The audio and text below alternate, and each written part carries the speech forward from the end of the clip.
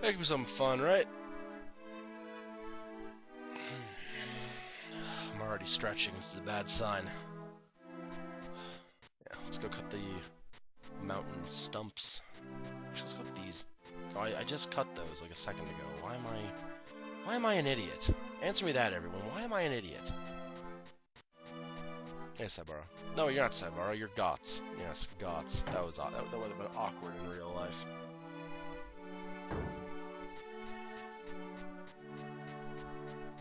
Saibara is the old blacksmith man.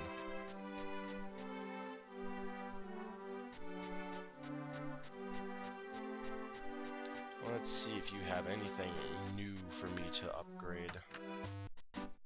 Because I'm not sure if you do.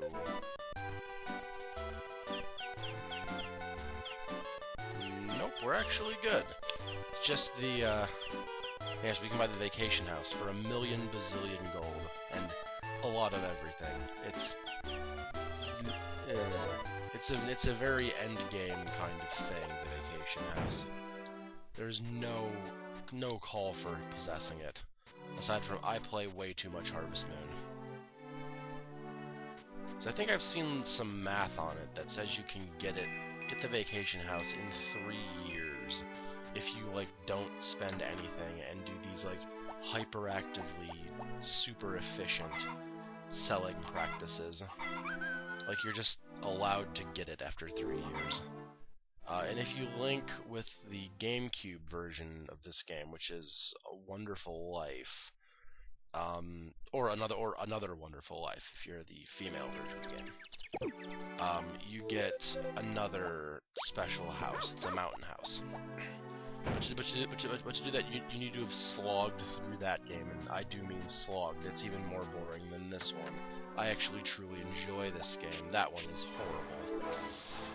People will argue with me. I welcome your arguments. Explain to me the cow system and how that's useful. Explain. Then we'll talk. Because in that game, you have to constantly breed your cows, otherwise they don't give milk. And they only give milk for a month if you do it that way. And months in that game are like only 10 days long. So to keep your cow producing milk, you have to continuously have babies. But your barn quickly fills up with cows, and if you want the different varieties of cows, because that's something I do like about the game. You can have different varieties of cows. Like you can have star cows and just brown cows, and like a bunch of different styles of cow, and I actually really like that. But the thing is, your barn is only big enough for like your horse and then one of each of the individual cows. So, well, screw you if you wanted some variety, because then none of your cows will produce milk because you need to have a space for the baby and a space for the bull all the time. So, yeah, screw you for wanting variety in our new system. Pick one kind of cow, only have that one kind of cow. Explain to me how that makes more sense than this. I just didn't bother. What I went to doing was just was crossbreeding seeds, which was something else that I truly enjoyed about A Wonderful Life. But even that wasn't enough to carry it. You could make your own like vegetable seeds, and it was cool. And then you could sell the seeds, and they were like really very expensive if you used good seed ingredients. So you just like throw seeds through the tumbler for a couple generations, and they would just pop out the best ranking ever. And then you just sell them, and you'd make like ass tons of profit. It was great. That's how I played the game. Wasn't right exactly, but I played it that way. Worked for me. Made more sense than the cows.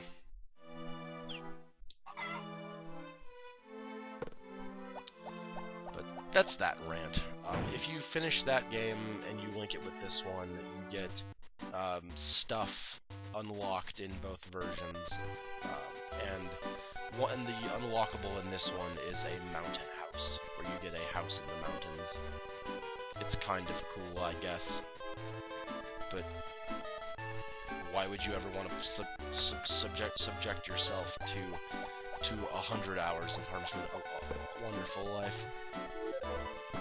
Coincidentally, next LP, Harvest Moon, Wonderful Life. No, it will not. I can't emulate GameCube on my laptop anyway, so there's no way I can even begin to pull that off.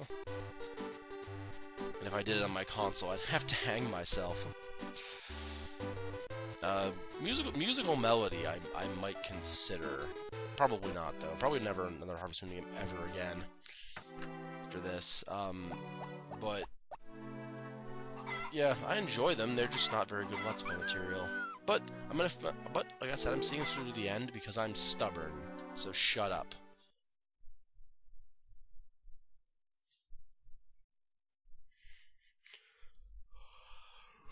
I don't like these long pauses that we're getting between days now. Okay, it's still gonna be sunny.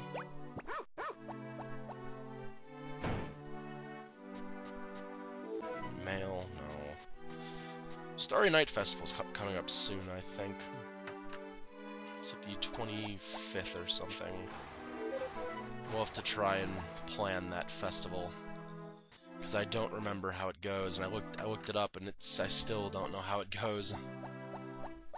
That's bad when the guide just says, "Oh yeah, you should get something," but if you don't, that's normal too.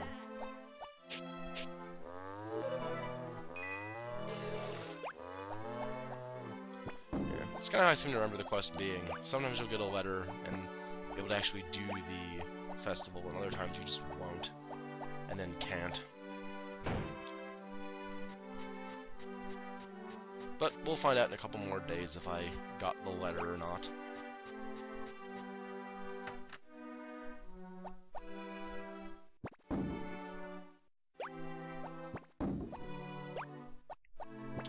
May actually expand my chicken coop. Honestly, that might be the one that I legitimately do.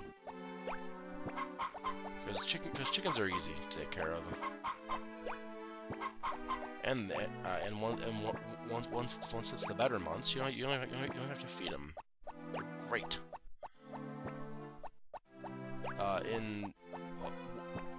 Another like one of the very few advantages to A Wonderful Life in that series of games is that you begin the game with a full field of grass. It's quite handy. But then after that, you just have fun doing anything else. I'm a little biased, but I feel I have evidence to my claim. I'm trying to think of other Harvest Moon games that I've played. I played Sunshine Isles. That game was really. Was like really strict on your amount of fatigue that you were allowed to use and how it affected you. Really very strict. Like, you had to eat every single day. You had to eat. Otherwise you would just have no fatigue or stamina, and you couldn't do anything that day. The food didn't really like come back every day, so you had to actually go and cook with no ingredients because you couldn't get them every day. And it was really very awkward, and that's not what I meant. I'm talking about cooking, and I'm going in the wrong thing. But it was just really weird. You couldn't go to the entire world map off the get-go. You had to have a couple days on the tutorial islands, as I'm going to call them, which is basically which is the town island and your farm island. Yes, your farm has its own island. Yes, it does. And then after that, you had to complete like achievements, for lack of a better word. It was achievements that would give you more. Oh, there you are. Yes, I know.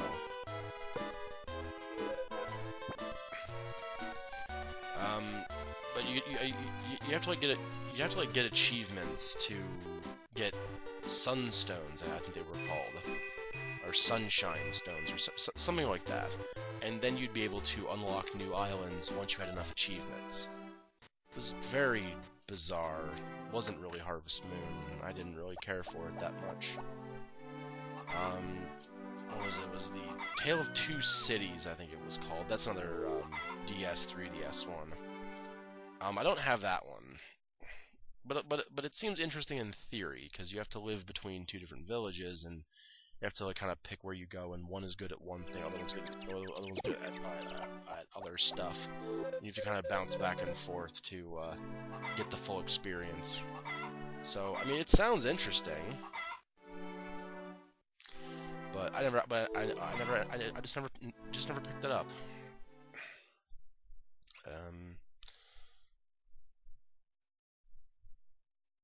Trying to think of what the PS2. What the? Just hitting all the wrong buttons here. Everyone, stop me. There was another one. Oh, that's right. Save the Homeland. That was the PS2 one. Save the Homeland. That one was weird. Like, really weird. You had like 10 days to do a thing, and then if you failed to do a thing, you, like, lost. It was very peculiar. Once again, I didn't really care for that one either. Not because it broke formula, because it was weird. Like, you had to, like, raise a really good horse in a very small amount of time. You really had no room for error, so your first couple playthroughs were just destined to be failure, because the game just refused to tell you even what the hell. Do you have wall? It's hard for me to tell. Yes, you do. I'll have to be back for that. But yeah, that one was another one that I didn't particularly care for. Wasn't anything like inherently wrong with how they wanted to take the game, but except for the like time frame thing, that hurt it. I felt, but I'm just a Let's Player. My opinion barely matters.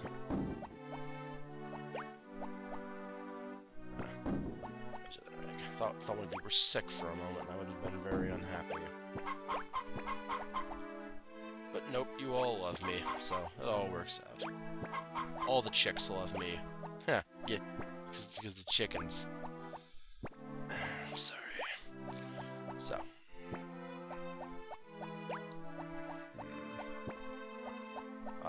Harvest Moon 64 though, which came out in the same year as Back to Nature, my favorite Harvest Moon.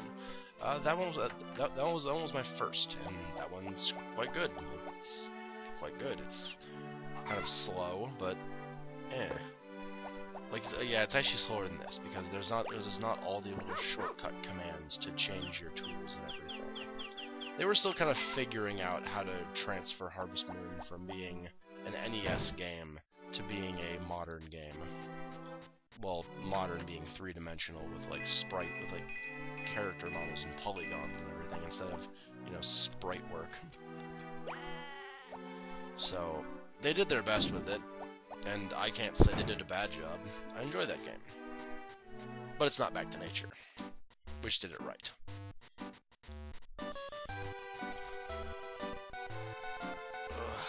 Stretch.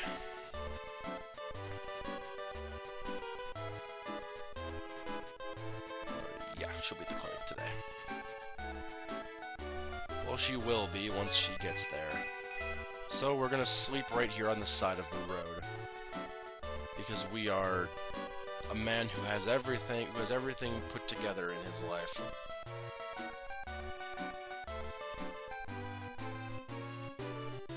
Oh wait, what's the latest drama going on with you two?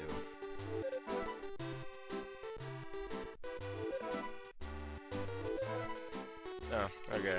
Hello. Cool. Not much of a conversationalist, Karen.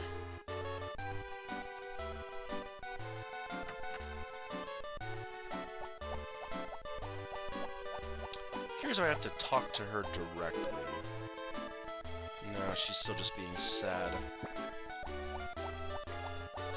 In the, it was, what was it? What was one? The characters in the game are very, in Back to Nature 64, N64 and these games are actually very similar. They share from the same relative pool of characters. Like you'll meet Rick, you'll meet Karen, Ellie's there, Anne's there, so on and so on. But they all have different jobs in every one of them. Like in the N64 one, Ellie works at her parents' bakery. You get to meet her grandma. Her grandma is the same grandma in this game. But you get to meet you meet her there, and she works at the bakery then.